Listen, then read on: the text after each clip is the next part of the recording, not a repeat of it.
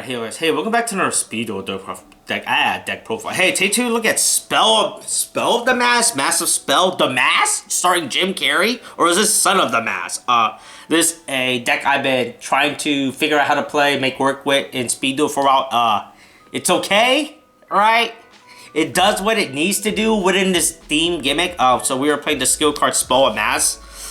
Alright, so it has two effects, but you're only going to be using one of them because I don't play the other stuff required for it. So let's read it. Activate the following skill. If you ritual summon the mass beast you control is destroyed by opponent's card effect, you can special summon one mass beast Degarius from your hand, deck, or graveyard, ignoring a summoning condition. You can tribute one mass beast Degarius, add one the mass beast, and the curse of the mass beast from your deck and or graveyard from your hand. Each of these skills can only be used once per turn. So yeah, so this pretty much just lets you get swaps between the both of them, right? Because swap between the two boss monster deck, the mass beast, and where is the other one? Where did I put the other one? Jesus Christ, I already lost it. And the Garrus, like I said, this is just a 3200 vanilla. He is not that. He is just a big guy, and that's all that matters, right?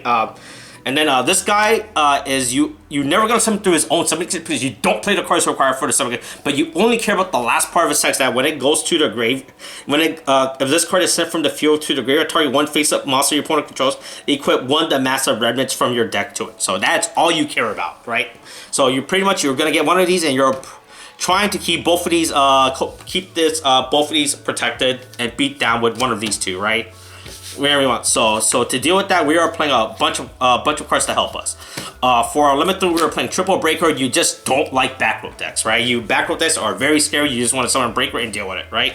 So because of that, to help our breaker, and also because I guess this is the package I'm playing with this deck, I'm playing triple apprentice magician. When this card is summoned, you put a spell counter on a monster, so you can give this back to the breaker if needed, but that's not the important part. The other part is that when this card is destroyed in battle and sent to graveyard, you can summon a level 2 spellcaster from your deck face down. So we are playing 2 targets. Old Vindictive Magician, just a flip pop classic card, that's all you do. And one Magician of Fate to get back any spell cards, right?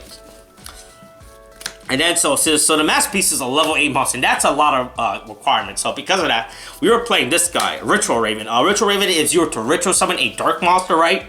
Exactly one dark monster, right, with a card effect that requires the use of monster. This card can be used as the entire requirement. So you pretty much use this, you pretty much use this to ritual summon out the Mass Beast for just using this guy, right? To make easier. So then so that's it for the monster count. Like I said, Breaker's your only big beater until you get to your Mass Beasts, right?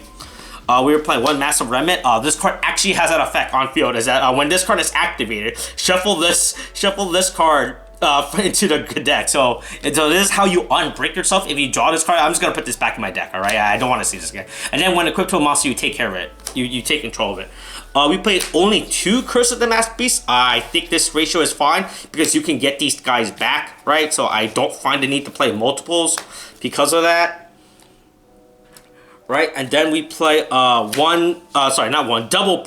pre-preparation of rites. The first thing it does is adds a ritual monster from your deck to your hand, and then you can add a ritual.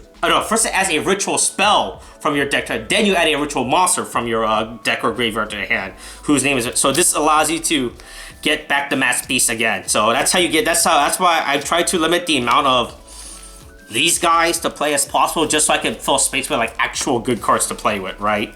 Like I said, this deck is full of dark monster. I think this entire deck is dark, right? Except for the Magician of Fate, I believe.